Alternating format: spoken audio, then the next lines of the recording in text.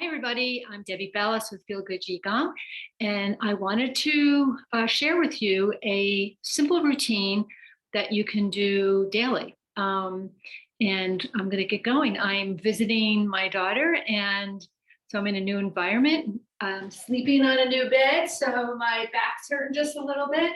But this routine, we're very linear. We move up. We're always like just kind of up and down. We never move our body in many different directions. And that's when things start to ache a little bit, especially in the low back. So this is a routine that you want to do every day. If you don't have time to do anything, this would be the routine to do. And you can do it several times during the day. It's also a nice warm up for other things, activities. Maybe you're a runner or a walker, or maybe play tennis. It's a nice way to get the spine moving in many different directions. So it's directional movement. I talk about it a lot. Directional movement, very, very healthy for your spinal cord, for your entire body. So we're going to start with a rotation, directional rotation of the body. This is a nice, gentle way to start to get the joints moving. If you have achiness in your joints, you definitely want to rotate the body. It's the simplest, safest way to get some of the joints to feel a lot better. Especially in the morning, we wake up a little bit stiff. So this is a nice thing to do in the morning. But again, a nice thing to do throughout your day. Anytime you have a little bit of time, just do a little bit of rotation. A little goes a long way. So now, and there's many ways of rotating, and I'm sure you all know how to do that, but we don't, you might not think about doing it. But for me, it just feels so nice, especially today. My low back's hurting a little bit. So I know if I don't take care of it, it's going to exacerbate because I'll be traveling soon and sitting for a long time. It's going to really exacerbate my low back. And we don't want to do that. We want to try to stop something in its tracks before it gets so bad that now we have to start taking medication for it, where it just leaves us feeling horrible. So I'm rotating my hips because that feels really nice in my hips. My low back is hurting. So this is going to warm that up a little bit. Now I'm going to bring this up into my ribs because the ribs, kind of get overlooked, moving our ribs. Well, it's real important to keep the ribs nice and pliable because they're part of your breathing mechanism. You need those ribs to be able to expand in and out so you get a full deep breath. And then you can start bringing it up into your shoulders a little bit. Make sure you go to the opposite direction. When you go in one direction, go into the opposite direction. And then the shoulders, an area that everybody has some achiness. I used to be a massage therapist for 22 years. The hot spot for just about everybody was their shoulders. So you want to make sure that you get that shoulder moving in its full rotation and go the other direction. And if you can't, then give it some, do it slowly. Start with smaller movements, but get some movement in there so you can eventually get full rotation unless you're having, really bad pain. Remember, pain is an indication you're overinflamed and you really want to take care of that pain. It's a little tap on, no pun intended, on your shoulder that something's happening. And then we'll do both shoulders, other directions. So again, little goes a long way. I'm going to bend my knees a little bit. I like to do my neck rotation this way. Just hang the head and let it shake out. And then drop your shoulders and shake them out again. Just use that weight of gravity to help open up the neck and the head. And then do some circles with the arms. Again, letting that head and neck and shoulders be heavy. Getting some movement here. Then we start to shimmy.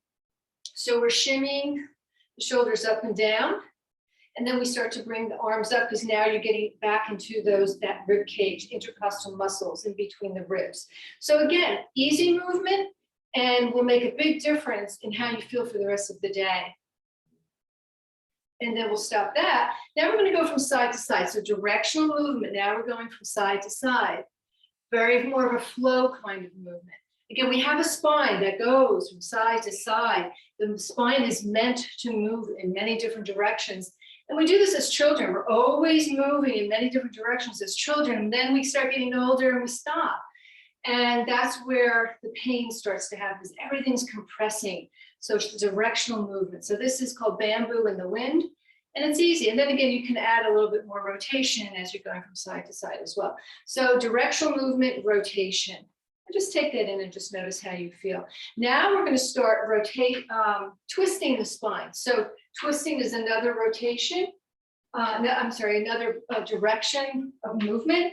This is called knocking on the door of life in Qigong, but there's many ways of doing twists. In yoga, they do a lot of them.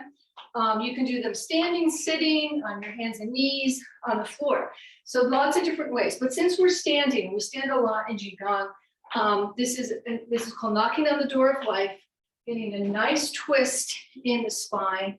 You can bring your head and your neck, follow your shoulder all the way around.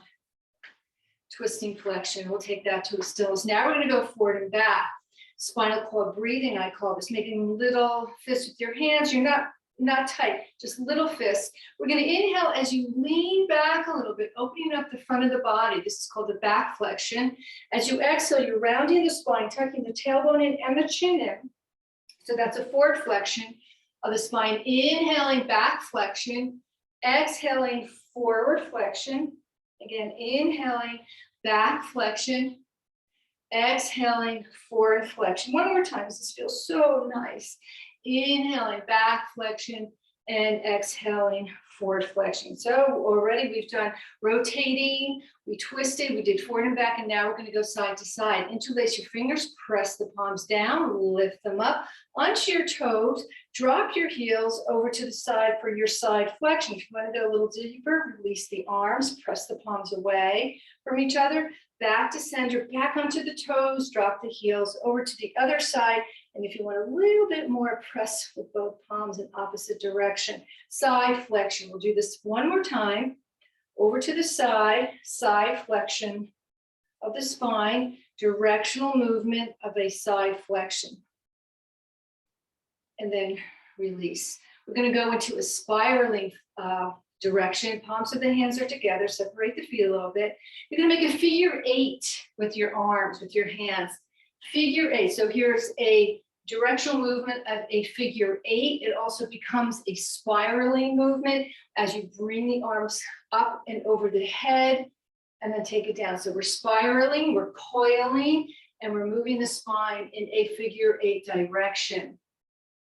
So we did a twisting direction, forward direction, back direction, side direction, figure 8, spiraling, and coiling. This is called swimming dragon, and it's a really nice, gentle way to get that body, that spine moving in this directional movement. And then we'll release that. And now we're going to go into crossing over. You're going to cross one ankle over the other, crossing your wrists, interlace your fingers, scoop that in. This is called a crossover direction. Take a couple of deep breaths here. Crossing over is really important. We have the right brain side of the brain works your left side, and the left side of the brain works your right side. So we actually have this crossing over. And this is so just doing this one really helps with brain. It clears out your brain, it gets things going. Let's switch other sides. We're going to cross over on the other side. A couple of deep breaths here. And then we're going to bring everything to a coolness, to a calmness, bringing one hand to the back of your head, one to the forehead. Take a couple of breaths here. This quiets down your nervous system. So this is a really nice, if you have a little time for a break during the day, just take a pause and do this little routine, kind of gather yourself for the rest of your day as you move into your evening. And then bring that other hand on your heart, connecting heart and brain, taking that hand from your head to your belly, connecting heart to intuition, to your gut. Take a few deep breaths. Take a couple of ahs. Big smile. And enjoy the rest of your day. Thank you so much for watching, and namaste to all.